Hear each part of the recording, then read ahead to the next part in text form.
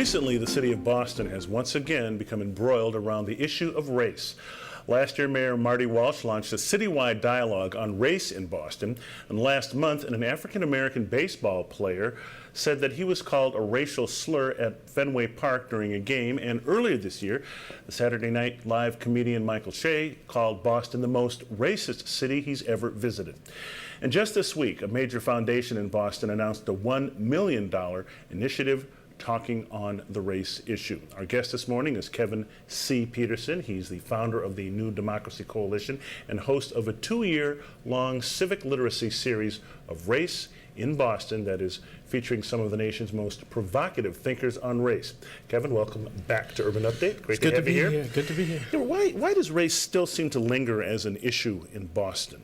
Because we haven't dealt with it thoroughly, properly, in a very substantive manner. We haven't looked at the history of race in Boston, for example.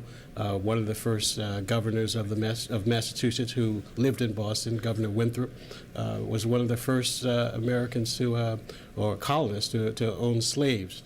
Peter Faneuil of Faneuil Hall made the down payment in terms of the construction of Faneuil Hall based on the sale of a slave boy. There's a deep history of race in Boston that we really haven't delved into. So the conversations need to be had and a long-term commitment needs to be made in terms of dealing with ideological, institutional, and structural racism in the city.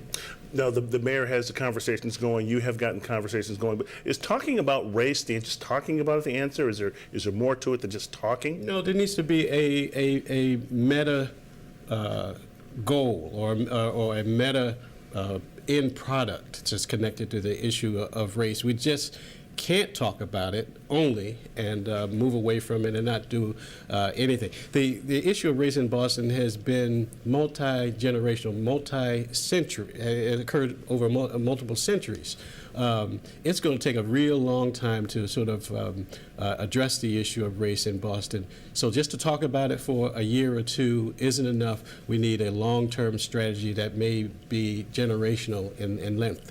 Now, the Hyams Foundation this week announced a huge initiative to engage the issue of race in Boston.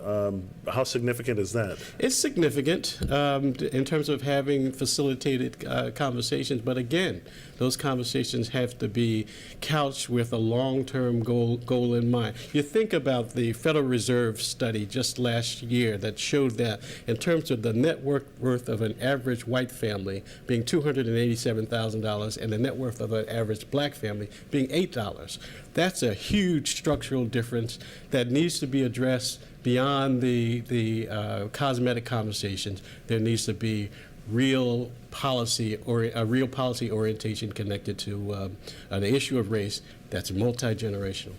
Now, there's still a legitimate issue in Boston, you know, about does Boston get a fair shake around the country when you think when it comes to this particular subject, race? Do you think Boston is judged more severely? I don't think it's being the city is being judged unfairly. We're lucky that a Ferguson hasn't happened in Boston. We're lucky that a Baltimore hasn't happened in terms of the racial uprisings and racial tensions between the police and white citizens and black citizens. We're one incident away from that happening.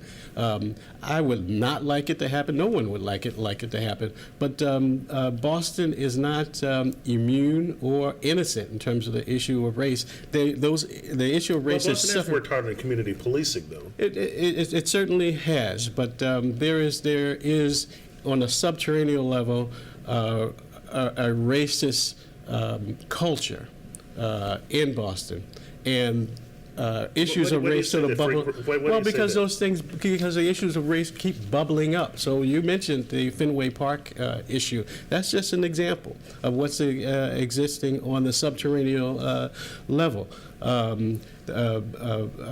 Blacks are still poorer than whites in Boston. So there are all types of indices that indicate that race is a major issue. Now, your series is going to continue on June 22nd. You've got Professor Shelby from Harvard. What are some of the points you're going to try to hit on in on the June Well, 22nd? Professor Shelby is a professor of philosophy at Harvard University. We are going to be introducing his new book, Dark Ghettos, which talks about racial injustice generally in the United States, but it also sort of points to issues of racial injustice in Boston in particular. In the fall, we'll have Professor Cornell West. He's going to talk about, give his perspective on race and the black church and religion and how multiple institutions can be coming together to deal with the issue. So this series parallels and complements what the mayor has been doing, and I applaud him for his vision and his insight to deal with this, what the Hyams Foundation is doing. We hope that we can all sort of work together in order to sort of advance a real nuanced and thick conversation around race. I understand that Reverend Jesse Jackson's Rainbow Push Coalition is also going to be a co-sponsor of the series. Talk about, I guess, what would you like to see to come out of this? What's your goal? Well, Reverend Jackson was in town last week, and we talked about this, and he wants to use this as a model for across the country, because there are multiple cities that are like Baltimore, like Ferguson, like New York, like Philadelphia, which have not dealt in a real substantive way around race. So the Rainbow Coalition has signed on, and they're going to give us some support, technical support. But we're anticipating Reverend Jackson to come to town next spring to convene a larger conversation, a town hall conversation around race. Now, you talk about this whole situation that we're in has developed over centuries. Yeah. What about the education and the historical part of this? Because so much of this is not taught in schools. As a